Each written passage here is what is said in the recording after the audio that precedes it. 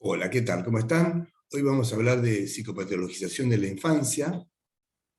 Vez pasada, hablando con los alumnos en una comisión, les preguntaba qué cosa les estaba costando más, qué tema les había costado más, qué cuestión les costaba pensarla.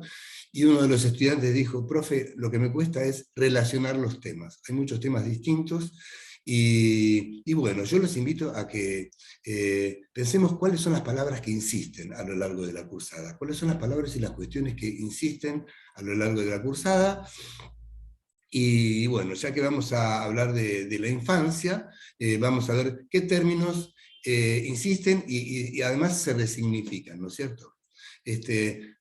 Una cosa que está buena es empezar por el tema del diagnóstico, que tendría que ser una herramienta de trabajo en vez de algo que sirva para estigmatizar, es decir, para poner un rótulo o una etiqueta que socialmente no tenga valor, y tampoco tampoco que sirva para la exclusión social, es decir, quitarle a alguien acceso a servicios, bienes, oportunidades de mantener su estado de salud o de mejorarlo, ¿no es cierto? Que un chico a los 5 o 6 años no responda como se espera en la escuela puede tener que ver con muchas cosas. Suele diagnosticarse al chico como una cosa aislada, en vez de tenerse en cuenta cómo está funcionando su familia, cómo está durmiendo, cómo es su contexto, ¿no es cierto? Hay que hacer un diagnóstico complejo que implique lo biológico, lo emocional, ver la situación familiar, y a quién le importa que ese chico aprenda, ¿no? Eso es muy importante, porque si uno puede implicar a la familia, a, a los docentes, al niño, a los profesionales, y armar una red, y todos queremos que ese chico salga adelante, seguramente va a salir adelante. No puede ser que se tenga en cuenta el diagnóstico de un chico como algo que lleva en su mochila y que tiene que ver con su ser. No, no tiene que ver con su ser, tiene que ver con un momento, y si todos apostamos a que salga para adelante, seguramente se van a producir movimientos favorables. Este, Cuando hablábamos de que un diagnóstico estigmatiza, bueno, es increíble que a un chico se lo estigmatice y se le ponga un diagnóstico y que tenga que cargar en su vida con eso, sin tener en cuenta que nosotros, por ejemplo, vivimos en una sociedad muy apresurada, los chicos son muy influenciables por el contexto en el cual están, y a veces un chico parece que molesta. Entonces ese chico que no aprende, y que por ahí se hace pis en la cama, o tiene miedo, o se pelea, o muerde y se enoja, lo primero que tenemos que pensar, en vez de que ese chico molesta, que es un chico que está sufriendo, ¿no es cierto?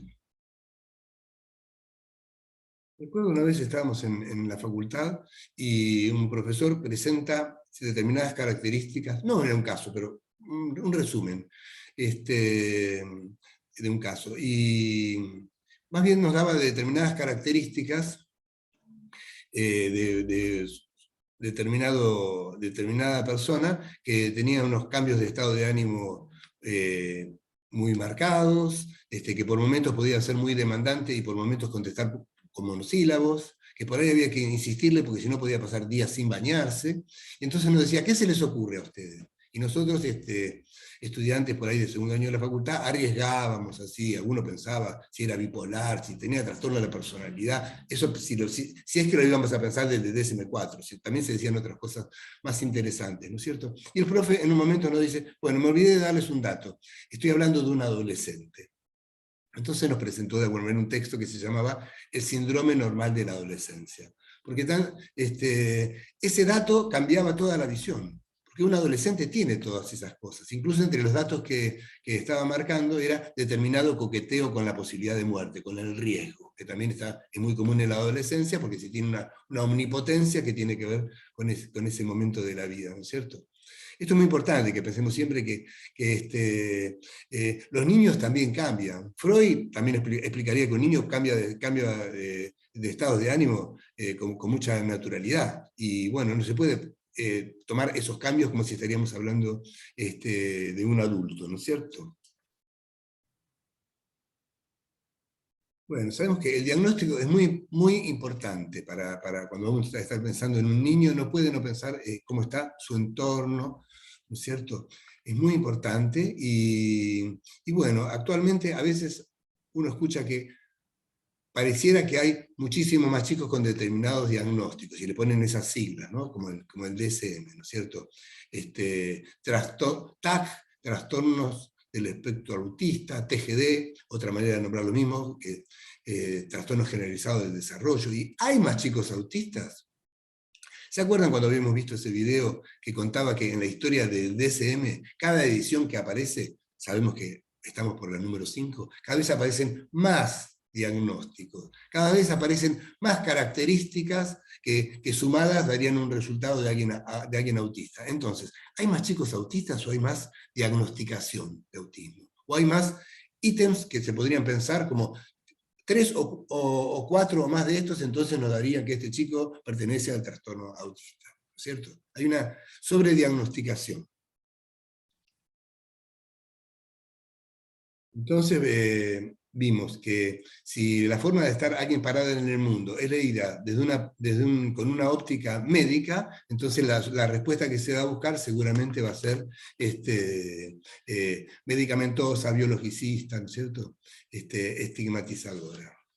Michel Foucault, el filósofo experto en el tema del poder y quien historizó respecto de la locura en la humanidad, en Occidente, en 1974 mostró que se comenzó a medicalizar la vida cuando la ciencia moderna se empezó a ocupar de la medicina mental en lugar de la enfermedad mental. ¿No es cierto? Estuvimos viendo cuando vimos las 3 revoluciones,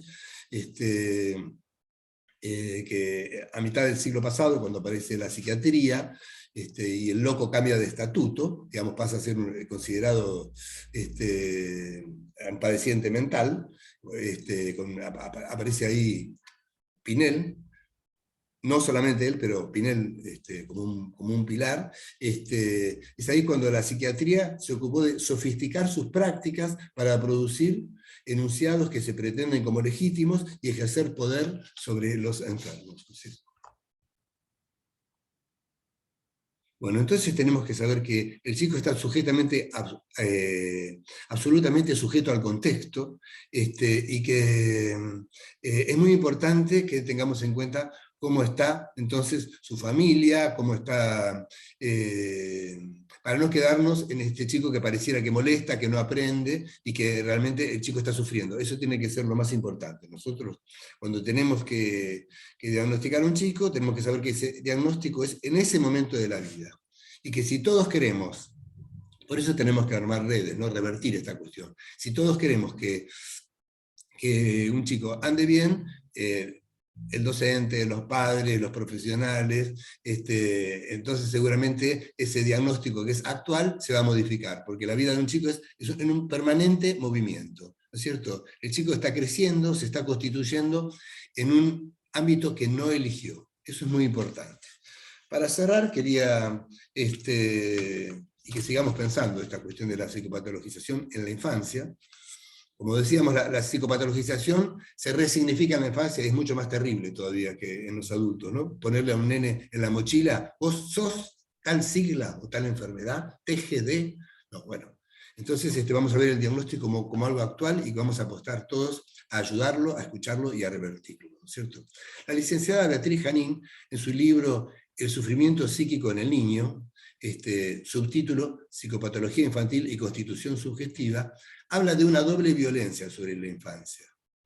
Primero dice, los niños absorben nuestros malestares, los malestares de los adultos, y actúan en consecuencia. Primero. Y segundo, después son catalogados y medicalizados por aquellas reglas que tienen que ver con lo mismo que fueron absorbiendo.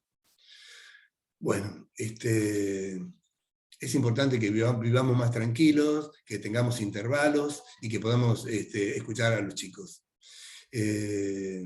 Para seguir pensando esta cuestión. Muchísimas gracias, estamos hablando.